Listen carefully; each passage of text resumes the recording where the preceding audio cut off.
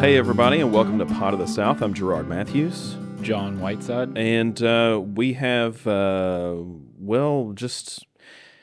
there's always too much to talk about. Agreed. Yeah. You think when we started this back up, I don't know, I was just kind of like, I hope we have stuff to talk about every week, and there's just no shortage of bullshit. Yeah. I mean, I think we can start with either the reflecting pool that's turned into an algae swamp or the UFC idiocracy shenanigans. So I saw, I got on my phone this morning to just kind of just see what was out there. Yeah. And there were crews of dudes out there at the reflecting pool with these big like gallon jugs of hydrogen peroxide, just dumping them into the reflecting pool. It's just such a perfect microcosm of everything Trump does. You know, I saw them trying to respin it, but it's like, look, he's amazing. It came in under budget. It's such a practical sense. It's like, none of that's true. He gave a no bid contract to one of his buddies who'd never done anything like this before. It's supposed to be $6 million. Now it's $14.1 million. And of course, there's huge chunks of algae floating in. And it's like, it reminds me of every approach to policy. They're just like, oh, why don't you just do this? And it's like, there's been people working on this shit for a long time. There's contractors who've done pools like this for a long time, and shit they factor in is like algae or gross or the color you paint the bottom of the pool so that shit doesn't happen. And it's just like they blow through every stop sign like that. They're like, oh, bullshit. You just need to take a business approach, hire your buddies, probably done a couple pools at Trump Plaza, and we'll get it done and end up over budget, and it's full of fucking shit. Yeah, and it turns out shitty. Yeah. And it's like, if you had asked anybody that did that on a regular basis, they would have told you it was going to turn out shitty. It's like science or anything else they think's nerdy. Like there's people who do that, and everything where you get to this point where you go, wow, there's a lot more complicated than I thought. It's like, yeah, that's why there's people who've done this shit before. And it's just like, I swear, it's just like healthcare policy or anything else. They're like, damn, this Iran thing was a lot more complicated than we thought. It's like, yeah, that's why there's tons of foreign policy people who've looked into this go, this shit's a lot more complicated than just having massive confidence and no concept of what you're doing. Well, I saw somebody too say, like, if your worldview requires you to believe that doctors don't know anything, journalists are lying to you, and science is bunk, then maybe you should get a new worldview. Maybe you're wrong. It's a pretty hard concept for these people, but I think we'd be remiss if we didn't bring up that UFC fight. I mean, we went through, I kind of earlier in the week was kind of encouraging. It was like, man, there's lots of stuff I want to rant about, and we'll probably get to that. But boy, I was pleasantly surprised by the World Cup. I thought, I'm not the biggest soccer guy. Mm-hmm. I get fairly annoyed every time the World Cup comes around, and it's the most unathletic kids on earth from Hendrix now suddenly telling me all about a sport. I'm like, okay, slow it down. But the Americans were amazing. It's just a more dynamic team. We looked incredible. I watched Iran play last night, and I kind of thought, since we have a peace deal, it's okay to cheer for Iran. That game looked amazing. I mean, like, I have to eat my words. The World Cup's been amazing. Yeah, you wanted to talk some shit on I did want to talk some shit, and I have to, do a mea culpa because it's been pretty fascinating. It's been fascinating to watch these kind of up-and-coming countries kind of punch above their weight, and it's just been, I don't know, you can kind of see why it's pretty amazing to watch a country like New Zealand battle Iran, or a country like Cape Verde tie Spain 0-0. There's no other sport where that would happen. Well, there is this thing, and I think it's the thing that you don't like, which is, every 4 years, all of a sudden everybody's a soccer fan. Yeah. And they know all about it, and they've been following it throughout the years, and, this is their thing now. And there's this tinge of like liberal, what people would say too woke, or people get annoyed at, and that people who fundamentally don't like sports or don't really care as passionate as I am, or some people about it, then try to tell you why soccer is the best. And there's an argument for it. Yeah. But there's also lots of things that are unwatchable about soccer, and we could have a big debate, and I could show you why NFL football is more complicated, a better sport, whatever. It's not that relevant. What's annoying to me is that they just kind of gloss over the fact that they don't really pay attention to soccer any other time of year. Right. Then all of a sudden they want to wax poetic of how it's the most beautiful sport. And if you sog through 90 minutes of 0 goals, it's boring as shit. And I think sometimes we can call that out. Sure, but there is this thing about soccer that because a goal is so rare, sure, that anytime it gets anywhere close, it gets super exciting. Yeah. Like every time that ball gets anywhere near the goal, the stakes are really high. And I think that's like what keeps people watching a 0-0 match for 90 minutes or whatever. I think that's right. I think, and you know, there's no question that the actual goal is probably the highest sport achievement, maybe outside of like that 15 seconds of horse racing down the stretch, because, you know, obviously a football touchdown's big deal, but not that big a deal. A basketball, you know, obviously, you know, so obviously a soccer goal is kind of that pinnacle of a moment in sports. And I get that, but you know, there's also folks that just, you know, they're not following Arsenal and they don't need to hear a lecture from a kid who can't dribble a basketball about how, you know, soccer is just some fascinating sport.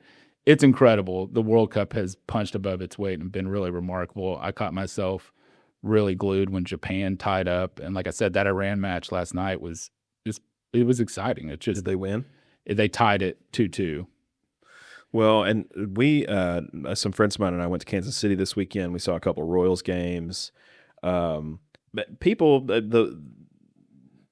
say that baseball's boring and they don't like baseball because it's boring. Yeah, I'm one of them. So one thing I kind of noticed since the last time I'd been to, I guess, a major league game is that clock helps. Challenging pitching calls, that happens like that. I mean, it's so fast, and like they'll get overturned and stuff. It's like that should have been a strike. You know, I mean, there's some of that stuff like that. I don't think is like hurting the game at all. But yeah, we had a situation where it ended up 9-5 after the first inning. Damn, and then pitching. Nothing happens until the 8th, and you know the Royals put on some more runs. They bring it within. It's now 9-8. Yeah, that inning where they got close. You know, it was just like it was so exciting. And this is just some random game, and you know, June. And it's a communal nature, and like I make a pretty strong argument that Major League Baseball is pretty boring. But what is incredible, and if you're traveling to any kind of city, it's amazing to go sit in a ballpark. Oh yeah, it is the quintessential part of that city. The communal nature, a hot dog. You know, I went to Wrigley barbecue Field. nachos out of a helmet. Yeah, you know, I mean, I went to Wrigley Field, and it was impossible not to be in awe at that. You know, everything about it. The hot dog was perfect. That Wrigleyville is incredible. The stadium, you know, the arena, whatever we call it, Wrigley Field is absolutely incredible. Chicago in the summer is magical. But I swear to God, like the 9th most important thing was actually the game being played on the field. And like Kansas City is not good this year. And people were out there tailgating. Yeah. Everybody was in Royal stuff. You know, like there were kids all over the place just having the time of their life. I mean, that's why it is Americana. Is like the experience of going to the baseball park is. And it's a hang sport. Yeah. You go to hang. You know, and I used to do it all the time going to the Texas Rangers game, and we were always terrible. But yeah, I don't remember the games, but it was, you know, incredibly fun to have that kind of communal experience outdoors in the summer. You just feel like you're accomplishing something. In soccer, I mean, it's kind of a hang sport too. Like you're gonna have to sit through some 0-0 stuff for a long time. But and two, there's so much that's just such a huge sport internationally, and there's so much, you know, country pride tied up in all those games as well. And I found myself, this is just me, but I absolutely love soccer documentaries. It goes into that sport of, as a kid, I really despised skateboarders, and, you know, the counterculture skateboarding really creased me. My favorite thing on earth is to watch documentaries about skateboarding and Stacy Peralta and that whole genre. That it's just amazing. Soccer is in that vein too, because I love the, you know, Welcome to Wrexham. Welcome to Wrexham was phenomenal. It's just incredible, but I also do appreciate that they take a game that was really long and boil it down to the 3 or 4 good moments that really decided. Have you ever seen Dogtown and Z-Boys? Of course. Yeah, that's fucking fantastic. Yeah, it's a great movie. So I don't know. I'm full of contradictions, but you know, World Cup has been incredibly surprised, and especially the American team, because I feel like we finally have players that are just unlike we've ever had. It's no, you know, not dogging on Landon Donovan, but it's always felt like we had that one white guy that was punching above his weight at North Carolina or whatever college team that wasn't on the same parallel.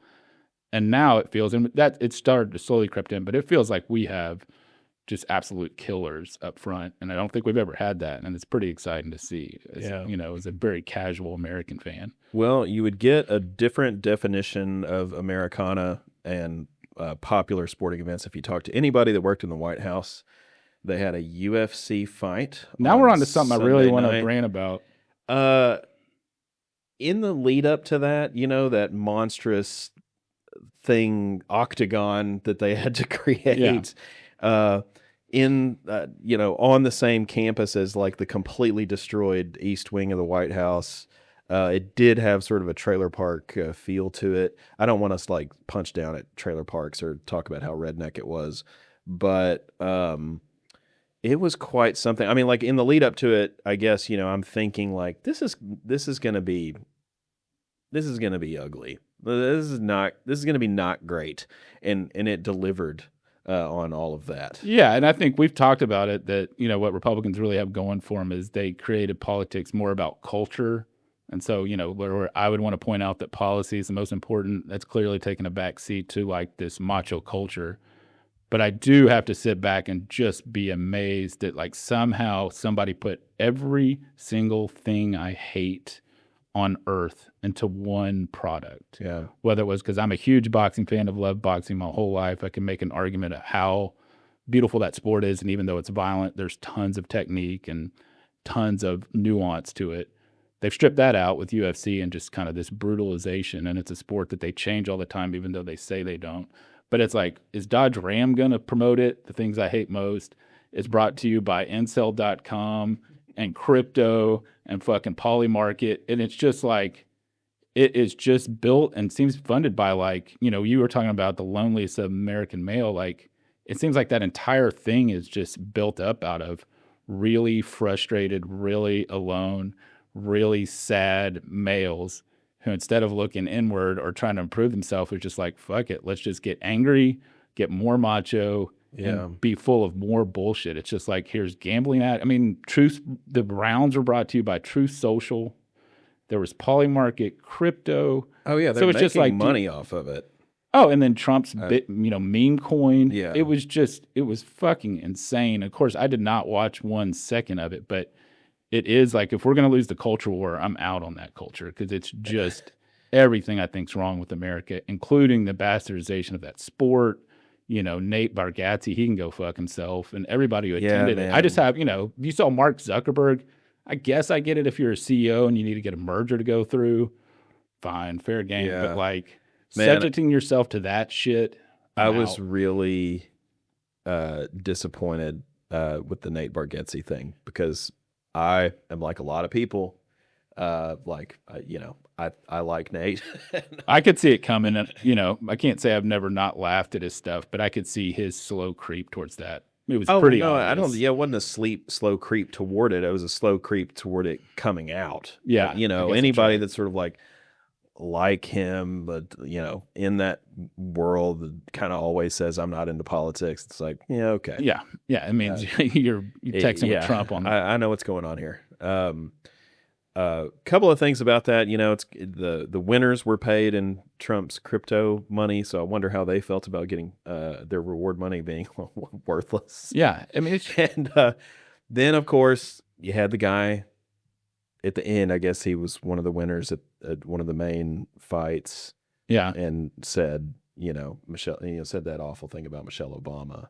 Yeah, and it's just to riotous applause, it seemed like, and Joe Rogan just smiling it off. Well, and it's just idiocracy. Like, the thing about Joe Rogan is he's just not very smart. I don't think he has this, complete mastermind. I'm gonna have a podcast that promotes, the manosphere and gets Donald Trump elected. He just has zero filter for what, or no filter whatsoever for, when he has guests on and they just make up shit. Yeah. And he's always been into UFC. So like, I understand why he's in this mix, but it's just everything I hate. It's just like, you can see the raging insecurity in all of them, and the way they take it out or make them feel better is to like, who's marginalized community? I'm going to punch them and we're all going to laugh. Like, yeah, and it is Incel, brought to you by Incel.com and crypto, because who needs women? We don't need them. They're weird. They're a pain in the ass. Right. And, and then they'll punch on gay people. And it's just like, I know we can't say, certain words anymore, but it's just like, this must be so amazing if you're just fucking stupid. Yeah. And it is. And it's just, I can just do away with that culture because I want to combat in the culture war. I don't like to think they should own sports or comics, and there's so many parts of the culture where the left is a little too guarded, and we've allowed them to become kind of punk rock. This I'm fine with going. Hell no on gambling and crypto and all this stuff they're promoting and just all this, and it's just sad and pathetic, and it's a shitty sport, and I just can't think of anything that's more idiocracy and President Camacho than it's just very this blatant weird parallel to the celebration of fucking stupidity and violence. Period. God. So back onto other stuff. Yeah. No, I mean it just it's just like you're saying. It's just and two, like Trump is now at the G7 meetings and he's just like talking about how like he's at a table with all those world leaders and he's just talking about how great the fights were. Yeah. And especially like the women around the table, you can just see they're just like, please God, get me out of here. Yeah. Like anybody watch that when the World Cup's going on, you know? Like, and I love that the New York Knicks won it, and the only game they lost was the one that Donald Trump attended. In fact, that might be the only game they lost in the entire playoffs. I thought that celebration was great. Yeah. So like I really don't like, I just think sports is such a wonderful opportunity to bring ourselves together. But that was just so intentional to divide us and be like, are you macho enough to watch this sport? And it's like, it's just not, it's just, I just can't think of anything they could pack into there. Like, I really hate ranch, so I expect it to be brought to you by ranch and chicken tenders and Dodge Ram. Yeah. And, oh boy, it is idiocracy. There's just no other way to put it. With all of that going on, feet in front of him fell asleep. Yeah, of course. He's the biggest con man in the history of our country, and that's just it, and he knows that, when in doubt, is there a war in Iran? It's like start this culture back up of where like, are you macho enough to come watch, very homoerotic wrestling in front of the White House? And, let's make fun of Michelle Obama. But nobody's ever been in better shape than Donald Trump. That's right. Most fit and you notice Sarah Huckabee had time to go. She's going to skip the debates she has in the gubernatorial, but she has time to drop in at a UFC fight. She went. Oh, yeah. She was in a photo with Nate Bargatze and Joe Rogan. Did you see Joe Rogan's tie? It looked like he bought it at Gap Kids. Yeah, it looks like his mom put it on him. And that's the thing. It's the same thing. It's like, these little short energy, insecure guys. Michael Irvin was there. Oh, shit. Yeah. Well, Michael Irvin was probably there for the true sport of it. I don't know. Like I saw, again, there's no way for the liberals not to overreact on this and probably spin it bad because I hate UFC. So obviously I don't care if we dismiss the whole thing. But I saw one of my friends in Denver was boycotting a bar in Denver because they aired the sport. I'm like, okay, that's a bridge too far.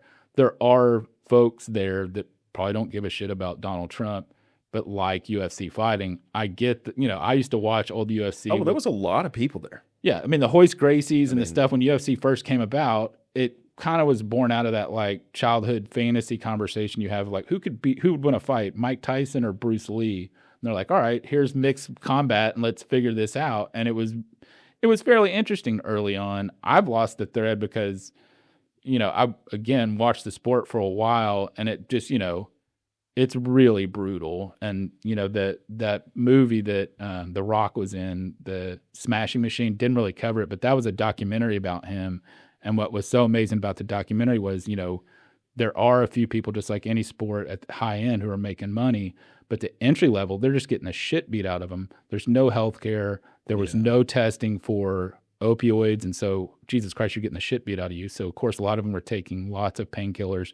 There was no testing if they were on painkillers when they're going into this. So there's just, to produce that top 2% that are making a lot of money, Conor McGregor or whoever's making a lot of money, the bottom layer, 90%, are just meat, just fed into the meat through the grinder. Right, just this awfulness. And so it's pretty, it's a sport that really has gotten away with murder in terms of like, are they taking care of their actual combatants and the people? There's not an NFL union. There's not a major push for any of these people because they're all considered private contractors. So there's lots of things I don't like about the sport. That being said, I know there's people who just like the fighting and really don't give a shit about the politics. Yeah, of course. Well, we can talk about something a little more fun if you want. Did you get through DTF I St. did. Louis? I did my homework. All right, so we're going. This is going to be a spoiler-filled chat about DTF St. Louis. So if you want to watch that show and haven't yet, maybe just turn it off skip now. through a couple of things. But what did you think about it? So it's so interesting. Hopefully I won't get long-winded, but Stephen Conrad did my favorite show, I would say, ever in Patriot. I don't know if you've ever seen it. It is the show that a lot of people tell me I need to watch. It's my favorite show ever. I can't tell, if UFC, that thing on Sunday night was like, let's take everything John hates and put it in one show. Patriot would be the exact opposite. I think like the first episode ends with him singing a Townes Van Sant song with his dad. And I'm not going to go off on Patriot, but that's what, go see Patriot. It's incredible. It was released on Amazon. A lot of people didn't see it, but it's just absolutely brilliant.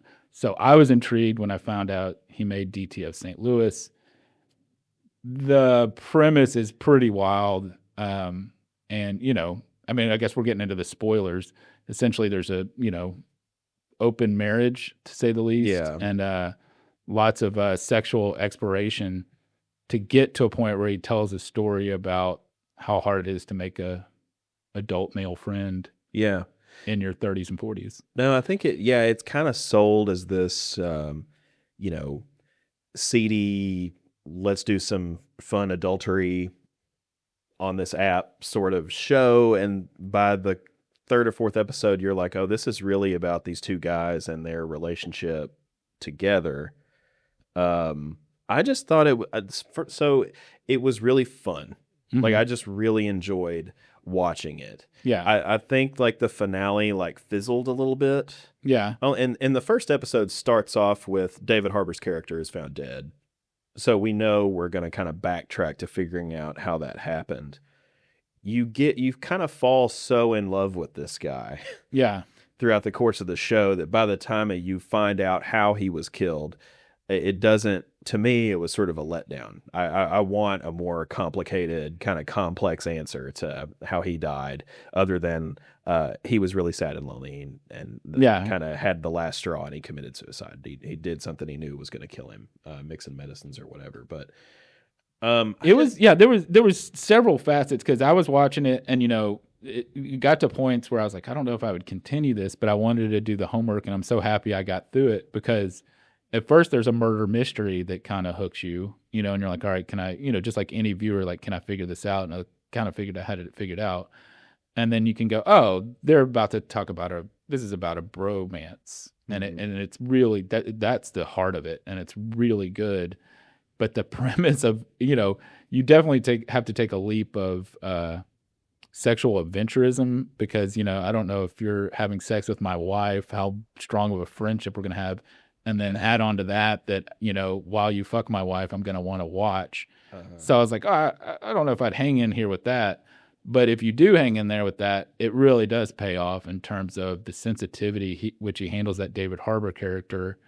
And just the ability to be open about your insecurities and your loneliness and the things we do as, adults to kind of solve that loneliness. UFC is one of those examples. Like there's certain things we explore when really what we just, and Jason Bateman's character becomes, I don't know. There was a couple things I was like, I don't know why Jason Bateman's character had a family in the show because what was really interesting about him was like, he wanted to just care for his friend. And like, he went to these extraordinary lengths to make his friend feel better. And it was really touching. His family in the show is sort of, you see him the first couple episodes and then they just disappear. Yeah. Like you never see him interact with his wife. And it's like, that's kind of the problem. Yeah. Like, you're lonely, man. And you're in search of something and some sort of connection that's lacking. But you also don't seem to be pouring anything into your family who's right there. That's what I thought. Maybe it was whatever. I always have a criticism of the writing, but I thought it would be more interesting because, Jason Bateman's a great looking guy. He's the local weatherman. And I felt like if he was the single guy kind of pursuing the hedonism and then all of a sudden caring for this family, and they do a really good job with David Harbour's stepson and having emotional problems. And that, I think every family experiences that when you have a special needs kid of like, how much you love them how much work it is, how much you want to just help them and make them, have a more hopeful outlook. And I would almost think that Stephen Conrad probably has that experience, because the deftness with which he handled the struggles of that stepson were amazing, and that became an integral part of the story. And so it was interesting. And if you go with all the absurdities of why they're interacting, was, Jason Bateman's trying to take care of David Harbour. David Harbour's doing everything in his power to take care of his stepson, and the wife is along for the ride, essentially, caring about all of them. Yeah. Yeah. No, I think it was just like interesting to me because there is like that kind of the last scene between Jason Bateman and David Harbour where, David Harbour has said, if anybody could get excited about me, that would make me feel good. Mm-hmm. And so Jason Bateman kind of puts himself in this situation. Right. I'm going to see if I can just get excited about this. And then he's sort of like, at some point he's like, hey, whoa, stop. And there's like this moment where he's just like, I don't know what I'm doing. Yeah. I'm lost. Yeah. I've lost my way. And there was something like so sad about that, and true. Because it's like, man, I'm far off the path here. Yeah. And I realize it. And I just think it's like, there are probably a lot of people like that, especially, I guess, like as you get into sort of middle age, who are just looking for something and they can't find it. And it's somebody that you would look at and go, this guy has everything. Yeah. But like, it's like we talked about in the course of the show, like you can tell he's not sort of concentrating on what's right in front of him. Like he's got a family, he's got a wife who could probably meet some of these needs. He's got people to take care of. It just struck me that I just hate that like people get this lost and this out of touch and this lonely, when there's people everywhere that want to be connected to you. You kind of covered it with baseball or anything we've talked about. Like it is, and you just have to recognize it. It's insecurity and a little bit of loneliness. And so you can have a family and still be alone because you want friendships. You want the friendships you had in elementary school or high school or college, and those start to fall away because everybody gets busy. And so you see those healthy things, whether it's a baseball game or just those kind of communal walking the dog. I'm like, we need those social interactions. And when it does, where it can go bad is whether it's, a bar can be that place, and drinking, and that kind of, but it's all ultimately just like we're trying to cure our profound loneliness. Yeah. And I think, and two, your spouse or your like romantic partner is really only supposed to give you about 25% of what you need. I didn't know that. You're gonna need to get, like, you can't rely on that person for everything. Right. It can't be your lover and your confidant and your best friend and your sounding board. And, you got to spread that out. I agree. Among some people. And I think maybe that's one thing where people were kind of trained that you're going to find this person and they're going to do everything for you. Right. I just think it's kind of like, there was like maybe an undertone of that show of like how important it is to sort of maintain all these things in balance. Yeah. As Hillary Clinton said, it takes a village. Yeah. So once again, she was right. And two, so a lot of times when I get really interested in a show, I'll go looking for, there's a couple of like TV podcasts that I listen to. Nobody was really covering this show. So I did like a quick search. Since it's supposed to take place in St. Louis and it's a weatherman at a TV station, one of the TV stations in St. Louis did a podcast that was like an episode by episode breakdown. Clever. And they interviewed, David Harbour's got this condition with his penis that's crooked, Peyronie's disease or something. Which is real. They talked to a urologist about that. They they interviewed some different people. That podcast, one of the hosts was Lauren Traeger, who used to be at Channel 4 here in Little Rock. Small world. Yeah. It's funny you went down that rabbit hole because I didn't follow the show, but I wanted to see what Stephen Conrad was up to because, again, I love Patriot. DTF was so interesting. And he did a podcast on, like, it's so wild. We'll have to talk about it in the next episode. But it's funny that you went down a rabbit hole because I did the same thing and went to a really wild podcast that Stephen Conrad did that was more based on the Patriot, but as we'll talk about in future episodes. Speaking of TV, we had a conversation via text There's been some time between this. I can't remember exactly when this was. I'm a huge fan of Succession. Yeah. I mean, it's like one of my. It's the most overrated show in the history of television. You've never been more wrong. Yeah, I mean, about I couldn't be anything. more right. It's literally the emperor has no clothes on.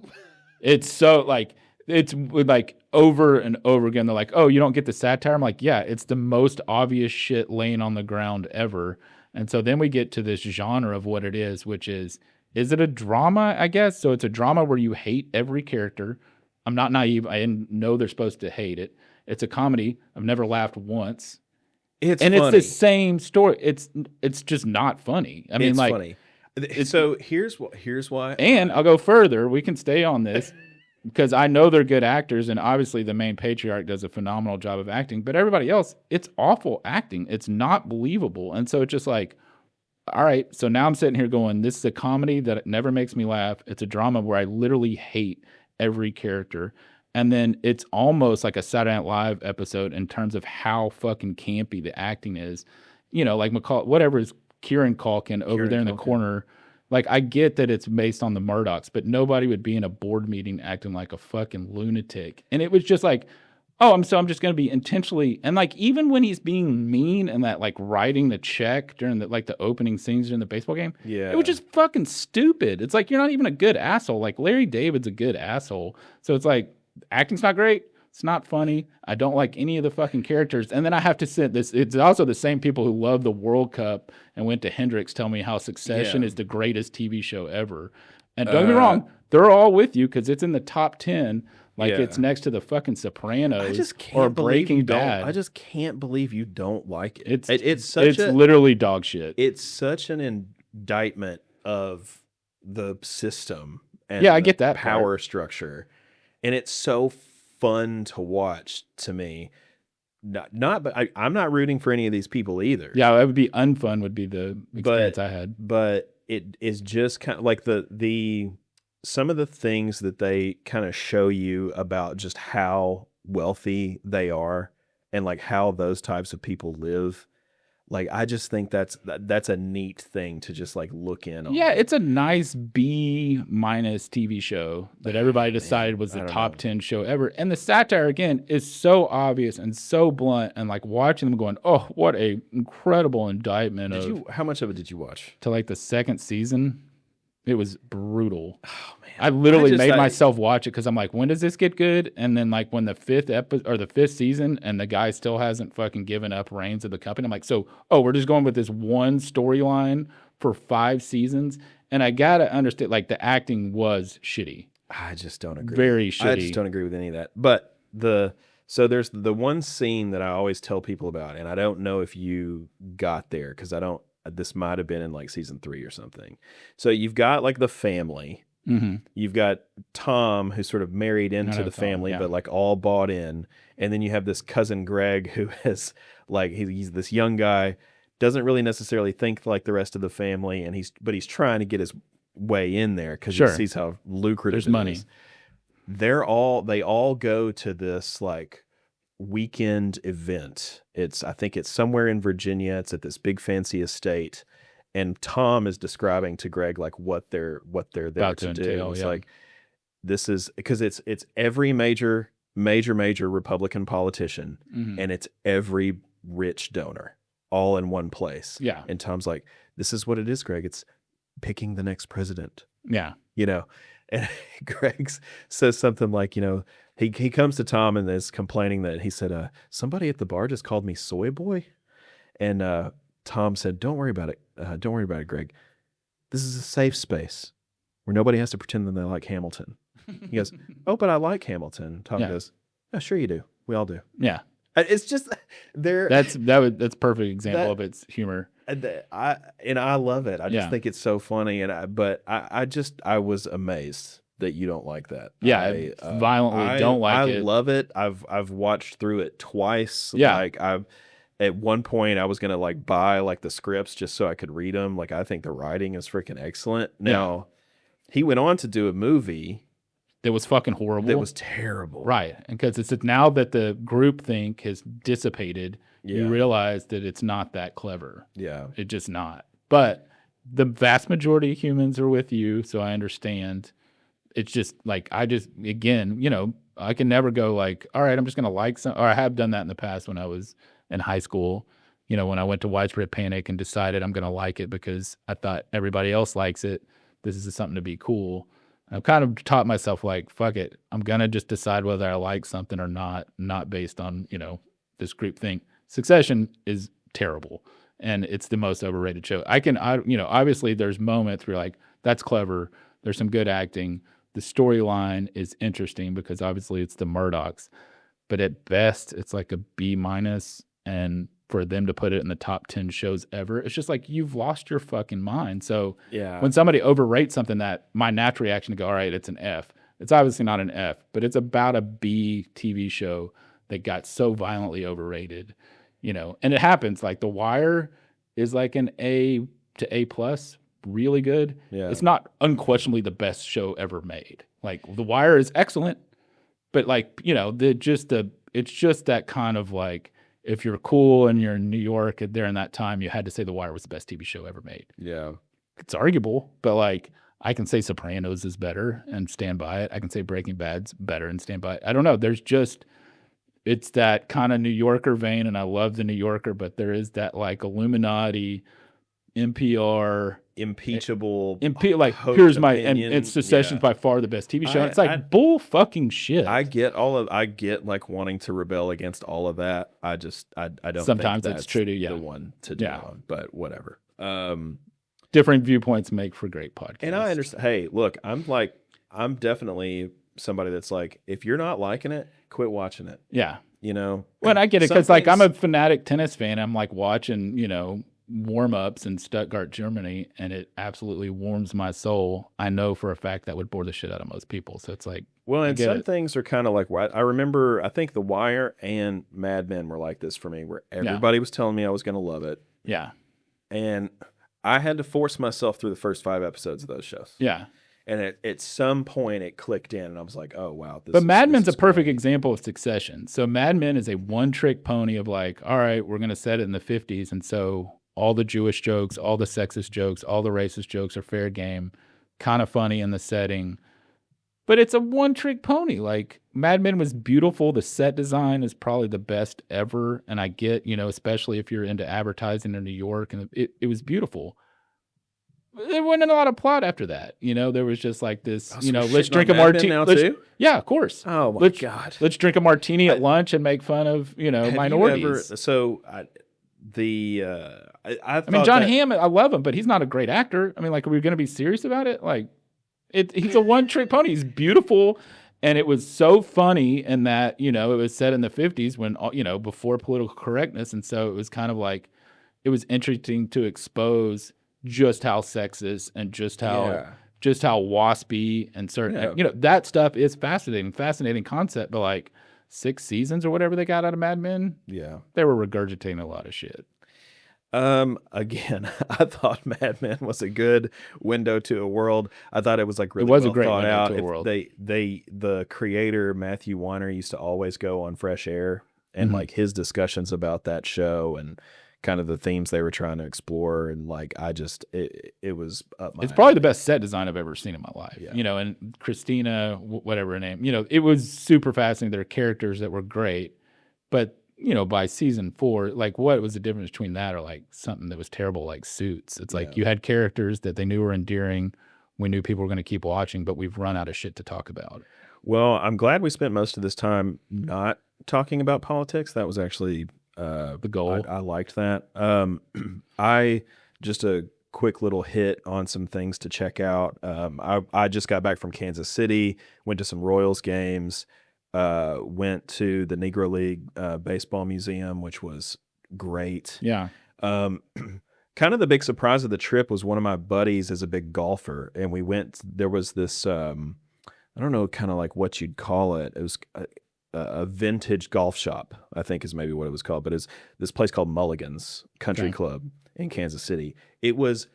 I'm not even a big golfer. It made me want to be. I saw photos, and I'm kind of a golf hater since we're staying on this hate page, but the stuff they had was incredible. I love that 70s throwback stuff. Cool. That's they just right up had my alley. they had all these old It was like a great vintage store, where like somebody's like scoured Goodwill Perfectly curated it and for now, you. yes, Yeah, like domestic or here. it was just yeah. like that. They had all these great little stickers. They had like, the little things that you put down if you want to pick your ball up. Yeah, ball markers. Yeah, ball marker that was like, it looked like a little Zen tab. That's hilarious. They had like all this great old stuff. They had a ton of old clubs that you could buy. The place just like, was kind of like, can I just hang out here? I mean, it was so great. We put some pictures up on the Instagram thing. Man, a real treat. Even if you don't like golf and you're in Kansas City, go do that. What was the best barbecue you ate? I think so. We ate at Joe's and we ate at Arthur Bryant's. Okay. Joe's was better. Okay. I liked Arthur Bryant's. It's an institute. Arthur Bryant's is an institution. I liked the vibe in there more. So like a rendezvous, like not Arthur Bryant's can be really great at times, and barbecue. The real truth of barbecue is it's super hard to be consistent. So sometimes you can go and the brisket or the burn-ins or whatever will just be money. Yeah. And sometimes they've been sitting there a couple hours, or Right. that's just the truth. The Arthur Bryant's reminded me of that kind of Sims. Yeah, it's like a rendezvous. Like the atmosphere is so good. If you serve me subpar food, I'm still pretty happy. It did. We all said, "Wow, Wright's is pretty good." Yeah, it kind of all made us proud of Wright's. That like if Wright's would figure out their barbecue sauce, they would be, sky's the limit. Yeah, because their brisket's solid, but man, and again, this goes back to just we got to get away from sugar and barbecue sauce. Yeah, I'm with you. Just crazy. So that was all really good. On the way back, we hit the Momentary in Bentonville, which we've already talked about. Yeah, I've never been to the Momentary. Has the pavilion outside, right? And there's like an indoor venue that I'm really terrible about this. Maybe it could hold 1,000 people. 1,000's a good size. And we saw the Beths, which was a New Zealand band. Okay. And they were. I'm not shitting you. It was like one of the best. So give me the genre. Are they like man? It's like this country weird or no. It's kind of like it's like indie rock, power pop, kind of SUCCESSION type. No, there's no parallel. Okay. No, it was just like really good. There's a woman singer who's just like got this like great voice. The songs are punchy and good. Everybody in that band is a fantastic musician. It's like you could hear every instrument all the time. Yeah. You know what I mean? Like there was space for everything. So she sings, and there's 3 other guys. They're all singing backup vocals. They were fun. They were having a good time. The music was great. The crowd was pretty awesome. The Beths. I mean, they're just really great. You can find them easily on Apple Music or whatever. Their last record was really good. But they just, it was a great show and a great venue. So all around good. I got another thing. I got in a minor debate because I had a great Thursday night. I was trying to think what I did, but Mount Fuji I want to plug because I think they are just at the top of their game and dominating to me, especially the food scene. I mean, the fish scene in Little Rock. And you eat at Mount Fuji like 3 times all the time. We had the sashimi and the tuna collar, phenomenal. But my girlfriend and I got a little sake drunk, and we're like, all right, we want to go to the arcade at Film Alley because I pretty much dominate that basketball game. We've got the high score. So, but we ended up going to Film Alley and realizing in 5 minutes Disclosure Day starts. So we went to it, thought it was phenomenal, and I guess for a further conversation. I was just in such a good mood, and it was such a good date night, and we're so happy and had such a great meal that when we watched the movie, it felt fantastic. I don't know if I revisit it if it's not a great movie because I was getting in an argument with a friend of mine, and she's like, it was just okay, and that's disappointing because I guess she was really built up about this new Steven Spielberg film. I thought it was fantastic and like kind of felt like a throwback to the E.T. kind of 1980s movies of just uplifting and fun, and I can't recommend it enough. It's a Spielberg joint, right? Yeah, it was a Spielberg joint, and it was done and kind of set in Kansas City. Just really well done, and like none of the kind of gore. There's a setting of like we've got proof that aliens have been here and they've been hiding it, and it was really interesting because the information was so important They were actually hiding it from the presidents because they're like, look, the president's there for 8 years, then he's gone. This shit's too valuable to put in. So basically, it had gone to a defense contractor. The concept was interesting. The push and pull of it, I thought were really interesting. I thought it was fantastic. The only phenomenon I was, a couple days later when somebody was being critical of it, I'm like, holy shit, was I in just such a good mood that night that it made a movie better? And I think that's the kind of phenomenon that happens. But I can't recommend it enough because it's a really fun watch, and it is a throwback to kind of the E.T. I don't know. There's been a resurgence, I think, hopefully this summer of really fun movies to go see. I've heard mixed reviews on that, but I'm mostly positive, I think. I sent you the trailer for this new Aaron Sorkin movie, The Social Reckoning. Can't wait, yeah. Which is the sequel to The Social Network, I guess. I'm pumped. Yeah. Hopefully Jeremy Strong doesn't screw it up. Now, I was going to say it's got John's favorite actor, yeah, Jeremy Strong, as Mark Zuckerberg. Who's done really good character study, he's got a kind of specific thing that he can knock out. When he was the Roy Cohn, I thought he was great as that. Mm-hmm. So I have high hopes for it, especially because watching Zuckerberg at the UFC fight, it's like, how far have we fallen? And I guess it's for a further conversation. But again, David Ellison being there, trying to do a specific merger, I kind of get it. But like, what is to gain by Zuckerberg totally selling out? I don't know. I guess he's pretending. It's the same thing. He's as lonely as those characters in DTF, even though he's a billionaire. So he's going to find his meaning in combat fighting. He's a dipshit. It's a cool story arc of how far Facebook has fallen. Right. In terms of, but then also like that being a force for good. He created that, when he was a lonely nerd. Exactly. And he's still probably a lonely nerd. Correct. He just happens to be a billionaire. Well, thanks for tuning in. I think we're going to try to keep up with the schedule, so we'll be back next week. John is incorrect about Succession, if you want to check that out. And I can't wait to talk about our new trillionaire, who also gave us Screwworm. It's like as he cut all the funding for USAID and research that prevented stuff like screwworm in our cattle, he gets to go be a trillionaire.